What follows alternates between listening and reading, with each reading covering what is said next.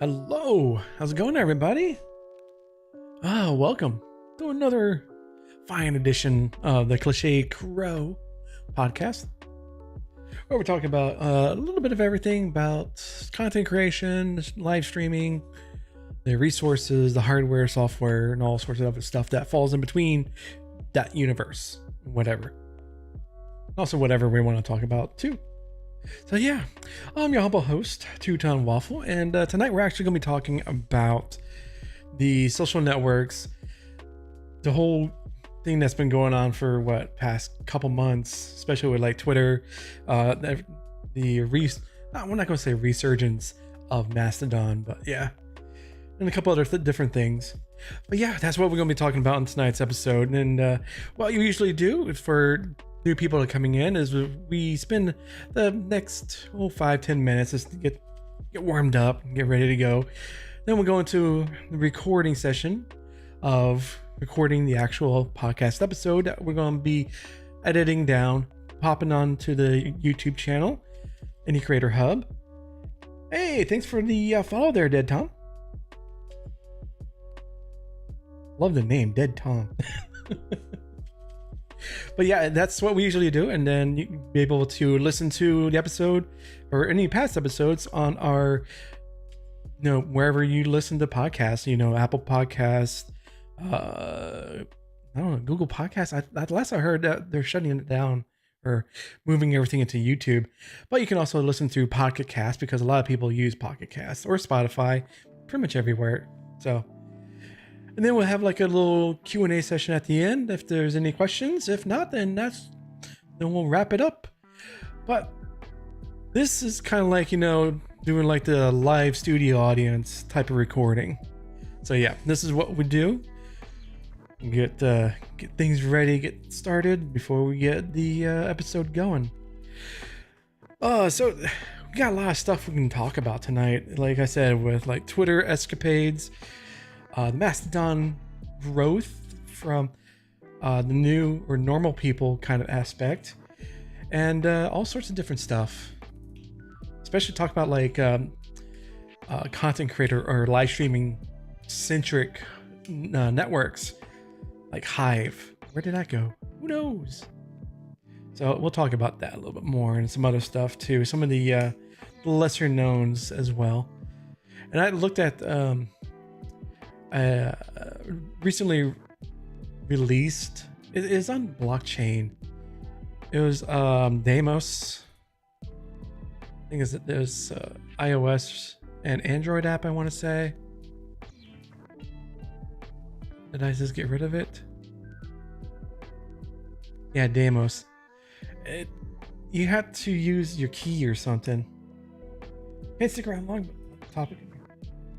Oh, no problem. Thanks definitely. If you want to check out, because I'm also live streaming as well on YouTube, so the live stream will be there as well to catch the replay, or you can catch the edited version of the actual episode next Thursday when it's released.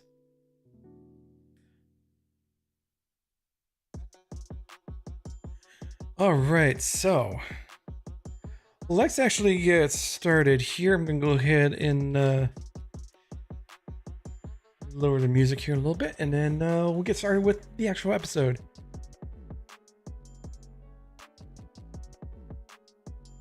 Bring it up here a little bit. Yeah.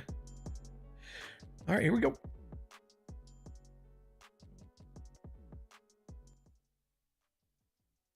And welcome to another edition or another episode of the Cliched Crow podcast, where we talk about a little bit of everything to deal with the content creation aspect, or live streaming, or the resources and hardware, and all sorts of different stuff that affects us as a content creators, especially independent creators. So this is what the Cliched Crow is all about. Tonight, we're actually going to be talking about social networking, social media, and all the stuff that's been going on in it.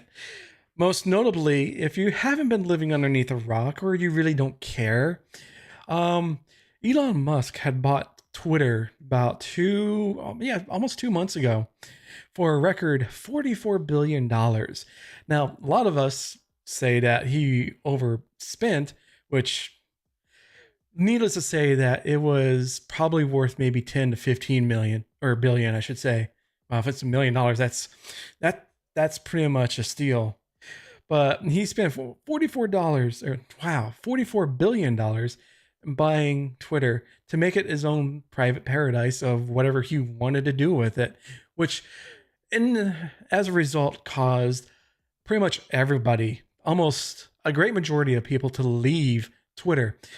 Last percentage I saw was about 40 to 50% of advertisement spend is just gone. It's not there anymore.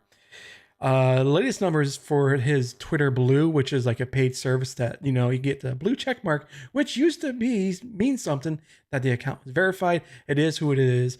And there was like a process of getting it. Now anyone can get it for $8 a month. That is only about 180,000 people within the US alone has purchased Twitter Blue.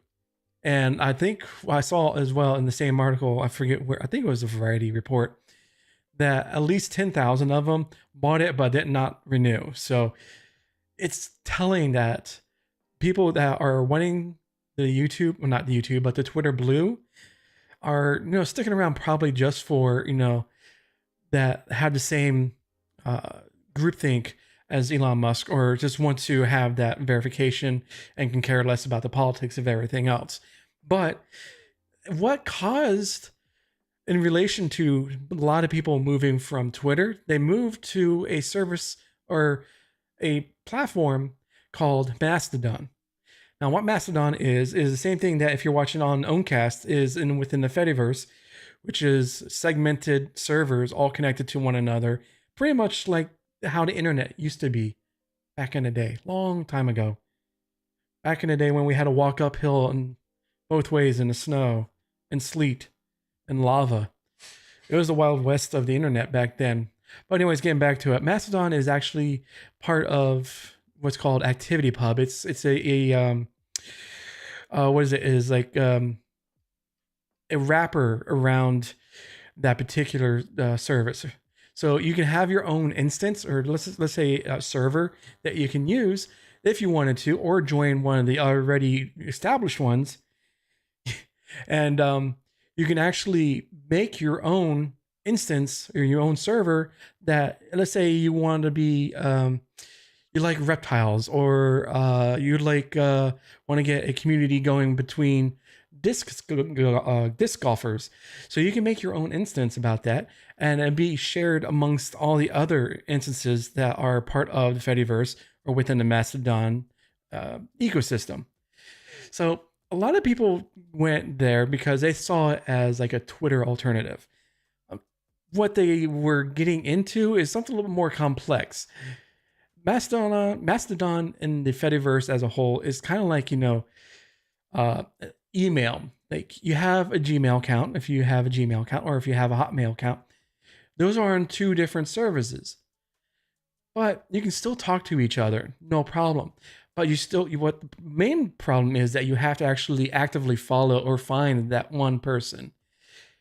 With recent acts that have become to light, like Ivory, it had made things a little bit more easier to get connected to other people. Now, when people first came there about, let's just say 2 months ago, from Twitter, they saw, oh, I have to pick an instance. I'm confused. What the hell do I do? So that was kind of like a first barrier of entry, because people got so used to Twitter just giving you or holding your hand the entire way. But with the Fediverse and Mastodon and anything that is associated with that, you do have to use your noggin every once in a while to actually, get part of the actual service. Sign up with an instance or find an instance that you feel like you want to join, and then Bob's your uncle, right? But a lot of people saw that as a stepping stone or a speed bump. Wow, my brain is not even here tonight. They saw it as a speed bump to getting started. And with that first speed bump, they instantly thought in their mind, well, this is not Twitter. I want to go back. So they might have created an account, stayed for about not even a week, and then left.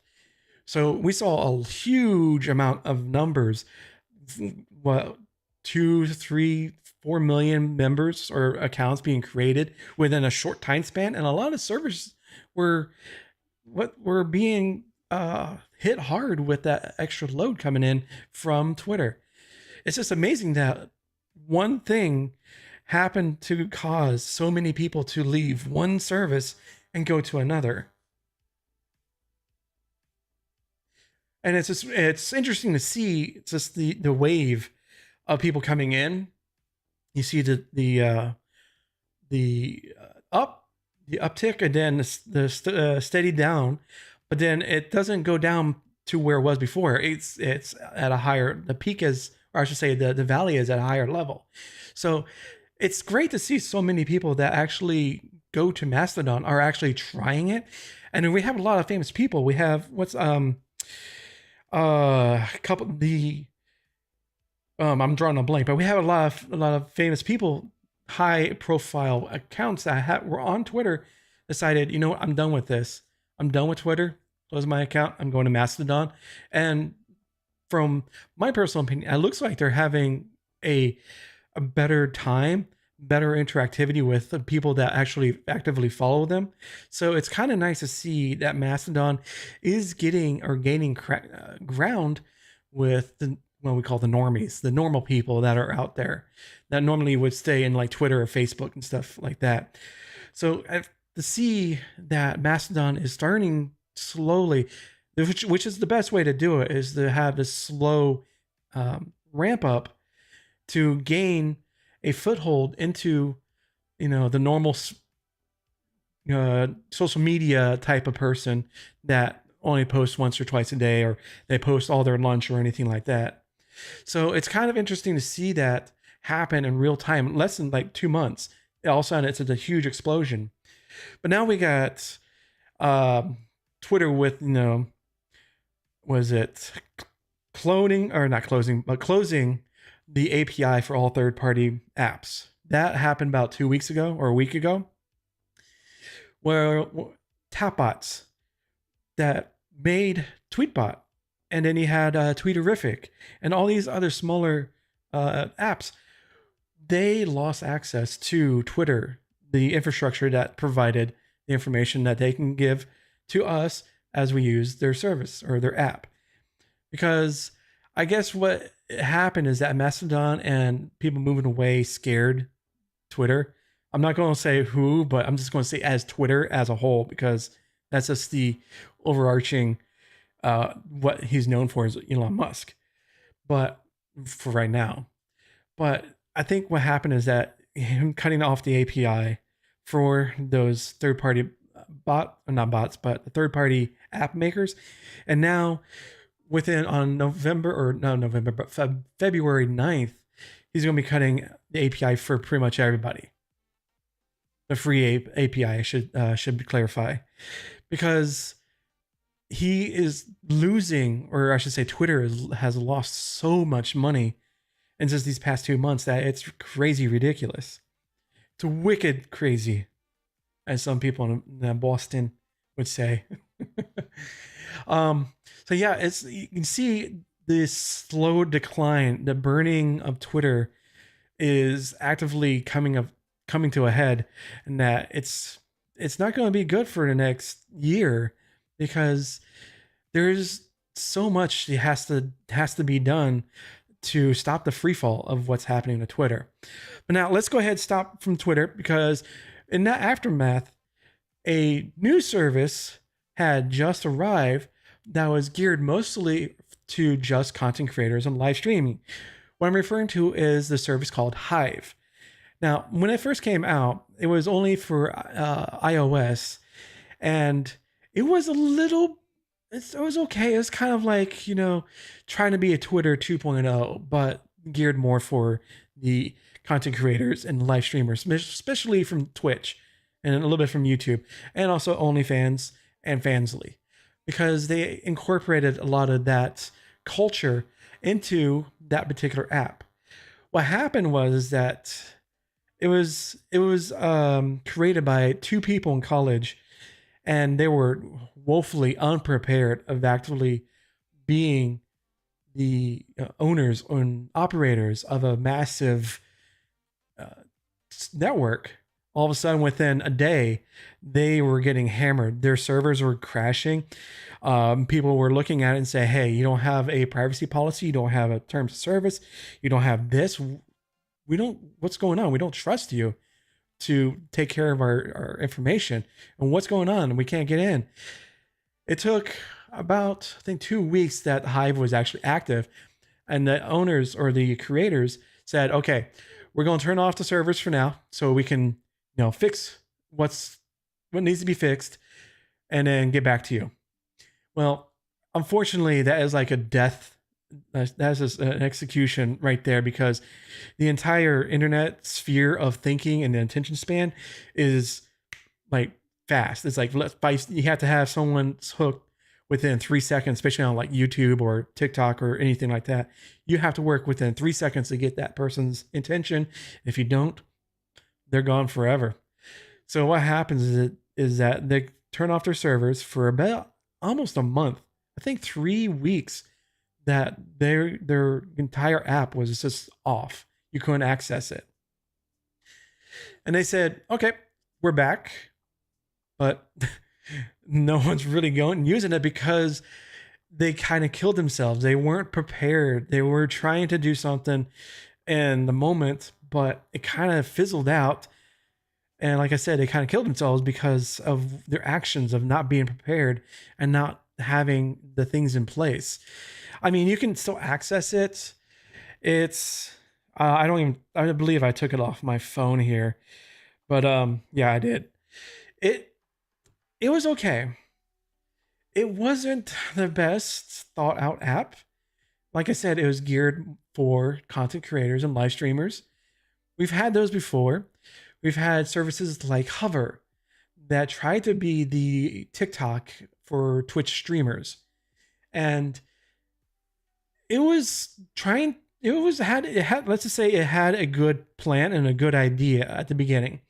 What happened was that it just became a runaway success, and it was turned into a follow for follow, support for support. Stuff started getting abused with their point system that they had. And eventually, it's just the lead developer and the CEO at the time left. So it was kind of like, left on by the wayside. And of course, with the bad press that it was getting with like, don't use this, because if you're trying to use it to get numbers or you get more viewers for your Twitch stream, it's not a good way to do it, because all it is, like I said, is a support for support or a follow for follow.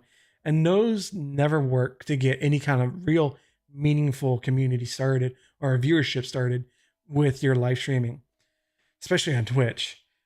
But that actually just died. Hover died officially about 2 weeks ago. They have turned off or closed out their Twitter account. You can't go to the website anymore. It's gone. So it's officially dead. It's DED, dead. Now, another place that I saw that was starting to come up is like Twitter like, but what I saw from it is on the blockchain, where you create your account and you give a like your not a private key, but a public key, similar to like cryptocurrency or your crypto wallet. It's Demos. It's an iOS app, and it's very interesting. It's just very crypto centric, what I like to call it, because a lot of the discussion I've seen so far, from what I've seen, is about Bitcoin and other cryptocurrencies. And in this day and age, or I should not say day and age, it's kind of like kryptonite to content creators, or I should not just say content creators, but a majority of content creators that don't want to get into the cryptocurrency or Web3 because of the stigma that is associated with that. It's a scam. There's everyone's been burned by so many of these vanity coins that have come up, the ones from like a couple of the FaZe Clan members. I think even Logan Paul or Jake Paul, one of the Paul brothers, set something up. what's his name? IShowSpeed was involved in a crypto wallet scam thing that he got called out, and it wasn't, and he's saying, "Oh, that was something else," and trying to, CYA him from the cryptocurrency that he got involved with. So, a lot of the times with this new age of social networking, it's pretty much almost becoming a free for all. I can see that Mastodon is actually becoming a forefront for a lot of content creators and independent live streamers and stuff, and an artist, because it actually gives a them aspect of their own work that they can control and that they can put out there on their own without, having to worry about the algorithm, or worrying about, okay, I have to get so many amounts of viewers and tweets and likes and retweets and stuff like that. It kind of brings it back that you don't have to work as hard. Not as work as hard, but you can focus your work better in a better direction instead of having to worry about, the algorithm. Because as it was with Twitter, and probably still is, I haven't really, I've semi closed my account. It's still there because I don't want to lose the name, but I can see that how the larger content creators would have to work so hard in creating the content and spend the same amount of time working on getting their content out there to the masses and having to worry about the number games. And it's just, you don't have to worry about that right now. So it's kind of like looking back at the old days. I mentioned earlier how it was kind of like the Wild West. You didn't have to worry about the algorithm because there wasn't any. All you had to do was get your name out there and basically say, "Hey, this is me," and start talking with other people, collabing with other creators or other people. And that's how how it should be and how it used to be. Now, another thing is getting your message out there is, especially with Mastodon, we have to worry about the hashtags, because there is no algorithm. That's basically, the algorithm is the hashtag. So it's kind of, it's funny to see all these posts with all these hashtags. I'm like, I'm not used to this anymore, because you shouldn't, back on Twitter, you shouldn't put as many hashtags, maybe 3 at the most. But here it's like, one hashtag, here's a hashtag. You want a hashtag? Here's another one. Everyone gets a hashtag. It's like the Oprah moment, right? So it's fun to see the collaboration with all these people coming in. And it's, from my own personal take from it with Mastodon versus Twitter, is that I've gotten more interactions with other people with a much lower amount of followers than I ever did on Twitter. Twitter, I myself was more worried about trying to get the numbers up, trying to do this, trying to focus on what is the best way to get your tweet out there and seen by everybody. What words you have to use in order to have the algorithm gods grant you audience with the rest of the world. I don't have to worry about that anymore. And it's refreshing to not have to worry about all of that. And it's just, like I said, it takes off so much worry and stress and having to worry about that. And it's just actually create the content, make it as best as you can, and then post it out there. If it doesn't go, doesn't go. If the pick gets picked up, a lot of people like it, hey, it's more power to you. That's the best thing that you can do. But it's just like, the thing is that we see all of these options opening up before us. Like, we have Pixel Feed for the Instagram people that want to post just pictures. That is part of the Activity Pub, Mastodon, and the Fediverse as well. And it's great to see all these little things. Owncast. I am streaming on Owncast right now, which is, I'm not going to say it's a competitor, because it's just one one stream, one server, and that's it. It's an alternative to Twitch if you're not wanting to worry about the Twitch algorithm and discovery, which is actually dog crap there on Twitch. It's just nice to post the content, create the content, and then get it out there for everyone to enjoy and move on to the next piece.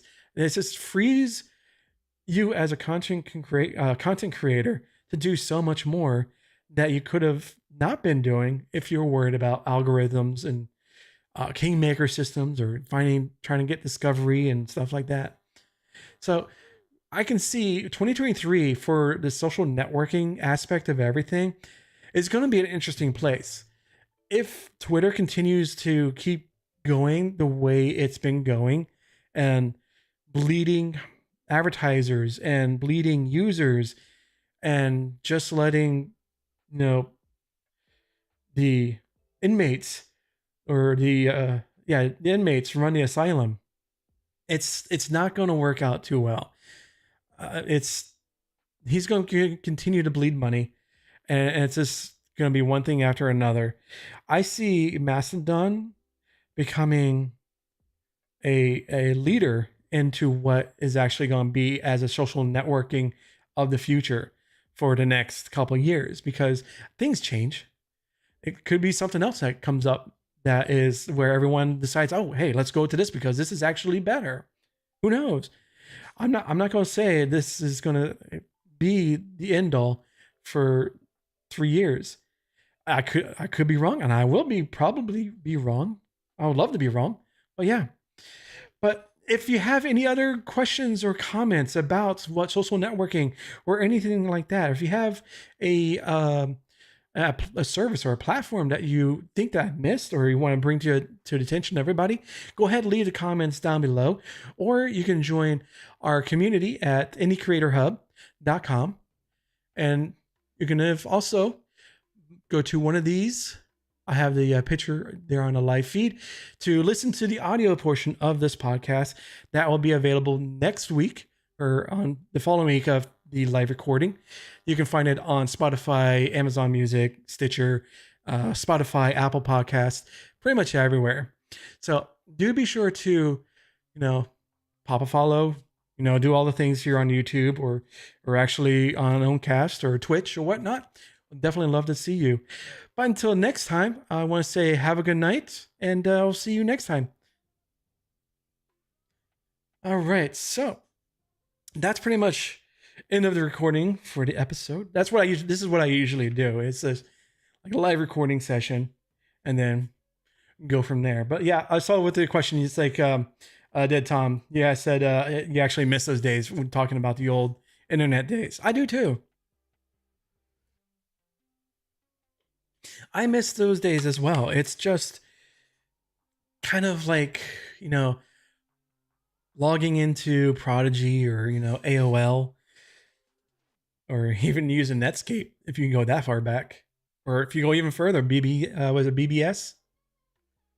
Those days were long gone, unfortunately. But it's nice to see that we're kind of moving back to a more open internet. I say that sparingly because it's still the internet as it is now, not the best, not the greatest, but at least we're trying to claw our way back to where it should be. But yeah, so if you guys have any other questions, or this is pretty much the Q&A time, or just comments, or say, hey, what's up?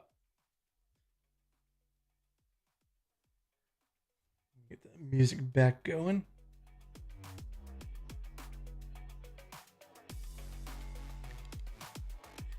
And actually, I've been doing, this is my second night using Owncast, which I'm actually enjoying quite a lot.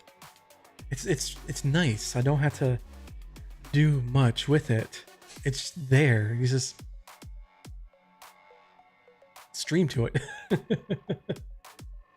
But yeah, I'm still trying to learn a couple things on it, the best way to go about it. I'm trying to figure out how to change out the name and the logo in the top left. I know I can change the name, but is it best? What's the best way to do it, especially for like stream titles and stuff like that? And the logo, I thought I had uploaded a logo, but it's just staying Oncast logo, which, don't get me wrong, it's nice, but this is my stream, not Oncast. Oncast is the infrastructure I use. So I'm still trying to figure that out, and also trying to figure out how to get a bot, you know, especially for like chat commands and stuff like that. I'm realizing that I might have to start learning some programming, especially through Go. I just found that out today, so it's just like, way to do like webhooks with your Oncast server with Go. So it looks like I'm going to have to start learning how to code, which is a great thing, which could be cool.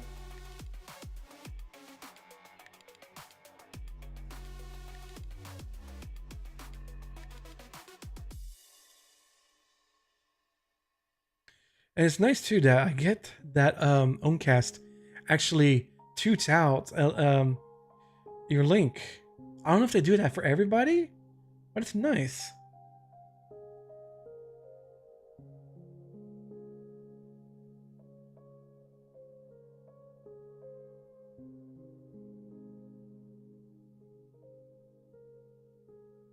Oh, there are some other bots people have made here. Oh, let me see. Ah, thank you. Cody plugin, Hatbot, Mastodon announce bot. Okay.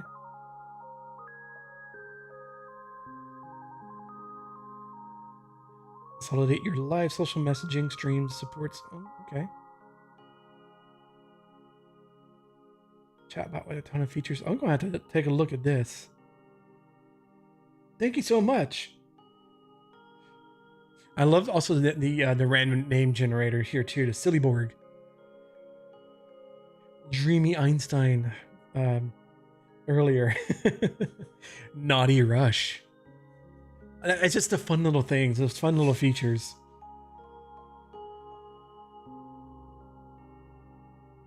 Yeah, so I'm definitely going to be checking those out. Thank you so much for posting that link. Much appreciated. Because I also, because I know in Oncast in your admin feed, you can do a webhook to Discord for when you go live.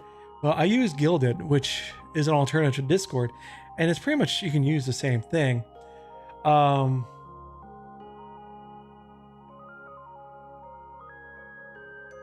have to figure out, because it doesn't post, it posts a link, but it's not clickable. So I'm going to have to work on that. Well, the one thing is probably the bots. That one of those probably help too. We'll see.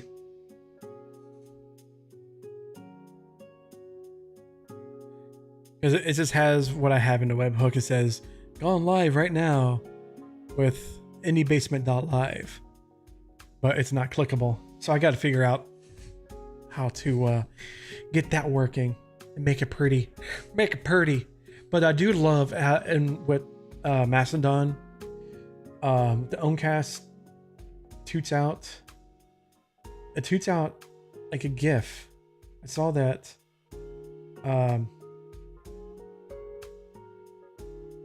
Is it my toot or my post?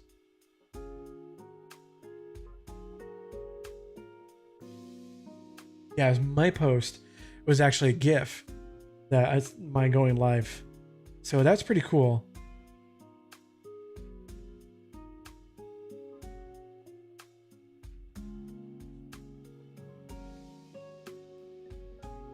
Yeah, I'm also doing.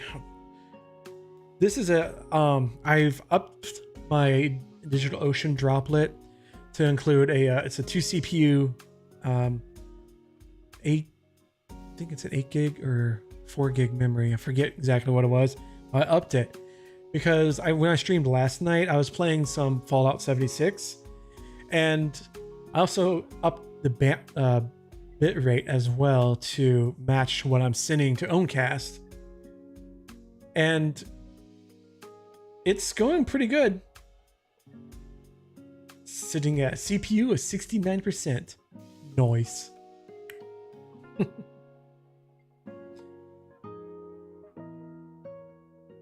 And because last night I was getting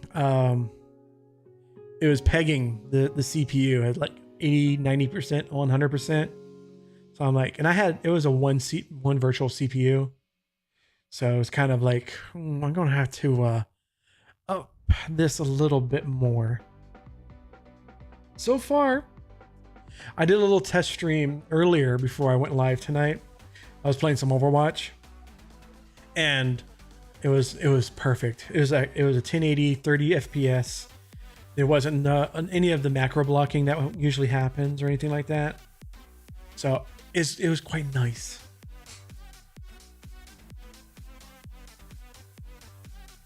So I'm definitely going. I'm loving Owncast. I'm keeping it as an option for anyone who wants to watch here, ad free from Twitch. Yeah, it looks good now. I was more worried because last night when I was playing, it was kind of getting the macro blocking. When you're like turning your view around, everything starts smearing. I'm like, because there's a default was at 1600 for your bit rate, so I bumped up to 40 or 4000. So I'm streaming at 1080 30, which it should be fine for everybody.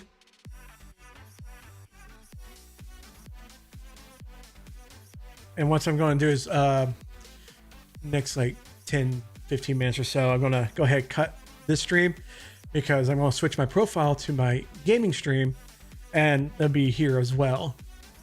So I'm doing like a double feature experimentation tonight. I usually do this because I record the Cliched Crow every other week.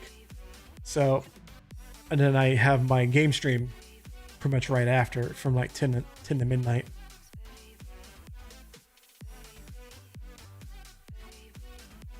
So yeah, tonight I'm playing some more Fallout 76. And like I said, I'm multi-streaming to Owncast here, Twitch, and to YouTube. So when I do my gaming, it's going to be Twitch, Trovo, and then Owncast. Because I'm wanting to add Trovo because I do a lot of videos on other platforms, especially through the Indie Creator Hub, which Cliched Crow is part of. It lives there on that YouTube channel, and of course the whole community as a whole. So I have to stream there, right, to actually understand the platforms and stuff like that. And I used to add in Glimish. I'll have to add that in as well, but I use Ecamm, and Ecamm and Glimish don't really mix all that well, so I have to use stream to Glimish by using OBS to have Ecamm and OBS running, streaming to 3 to 4 different places, which is no problem because I'm a 2 PC setup, so it's no biggie. I have bandwidth overhead, so I'm okay there. Streaming to these 3 places, I need at least 14 megs upload, so that's no biggie. I know in some places it is a biggie.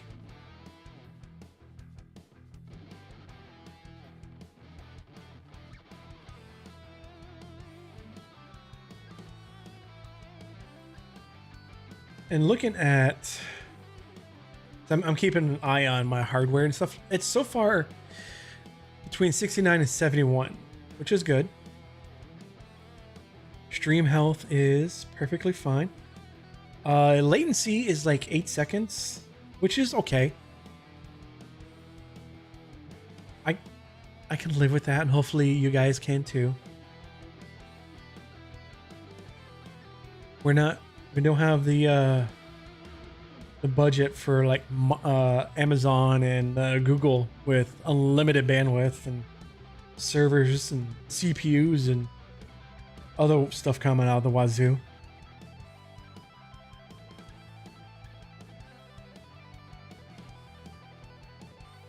But yeah, I definitely love. I've looked at Owncast a while ago. I didn't really do much with it. I just looked at it. I didn't start up my own server. A couple months ago, I tried to do that. I think I used Vulture, or it was a Linode. I think it was Vulture. But I think I was coming across limits because I was trying to do it as cheap as possible, which is not really what you could do. And I was trying to do what I'm doing now.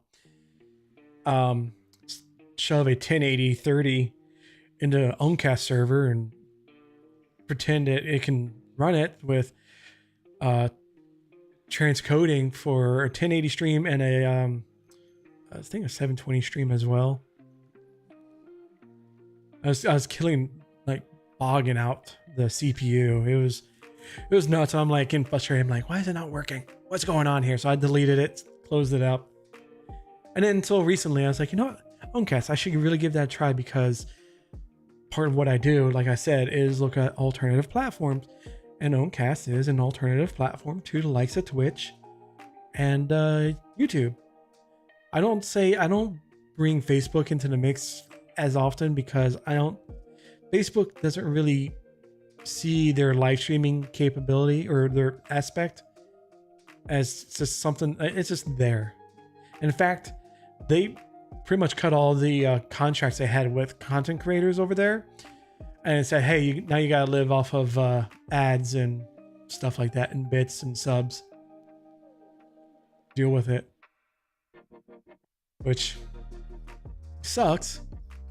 But it's kind of like, yeah, we kind of saw the writing on the wall. Facebook sucks, to tell you the truth. It's not the best. It's not the greatest.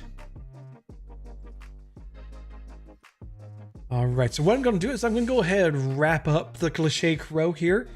If you want to go ahead and stick around, for going to be playing some more Fallout 76. I'll start that stream up at 10 o'clock. Do be sure to check out those links down below to my YouTube, to the Gilded and Mastodon and everything else. Do I have Gilded?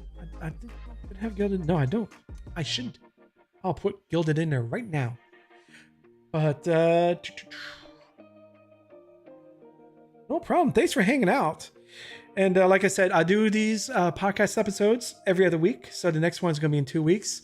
The recorded episode is going to hit next week to the audio podcast stuff and stuff like that. And the edited version will be up on the Indie Creator Hub YouTube channel as its own video.